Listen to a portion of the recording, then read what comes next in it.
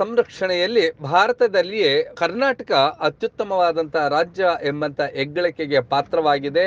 ಜೊತೆಗೆ ಅತ್ಯಂತ ಸುರಕ್ಷಿತವಾಗಿ ಇಲ್ಲಿನ ವನ್ಯಜೀವಿಗಳನ್ನ ರಕ್ಷಿಸಲ್ಪಡುತ್ತಿದೆ ಎನ್ನುವಂತ ಖ್ಯಾತಿಗೂ ಕೂಡ ಒಳಗಾಗಿದೆ. ಅದರಲ್ಲೂ ಇನ್ನು ಭಾರತದಲ್ಲಿ ಅತಿ ಹೆಚ್ಚು ಹುಲಿಗಳನ್ನು ಹೊಂದಿರುವ ರಾಜ್ಯ ಕರ್ನಾಟಕ ಎಂಬಂತ ಹೆಗ್ಗಳಿಕೆಗೆ ಪಾತ್ರವಾಗಿದೆ. ಮೈಸೂರು ಜಿಲ್ಲೆಯ HD ಕೋಟೆ ತಾಲೂಕಿನ ದಮ್ಮನಕಟ್ಟೆ ಅರಣ್ಯ ಪ್ರದೇಶದಲ್ಲಿ ತಾಯಿಯೊಂದಿಗೆ 4 ಹುಲಿ ಮರಿಗಳು ಹೆಜ್ಜೆ ಹಾಕ್ತಿದ್ದವು. ಇದು ಸ್ಥಳೀಯ ಛಾಯಾಗ್ರಾಹಕರಾದಂತಹ ಮನೋಜ್ ಗನ್ನಾರ್ ಅವರ ಕ್ಯಾಮೆರಾದಲ್ಲಿ ಸೆರೆಯಾಗಿದ್ದವು. ನಾಗರಹೊಳೆ ಅಭಯಾರಣ್ಯ ಸಫಾರಿಯ ಕಬಿನಿ ಹಿನ್ನೀರಿನಲ್ಲಿ ಕಂಡು ಬಂದಂತಹ ದೃಶ್ಯಗಳು ಇವು.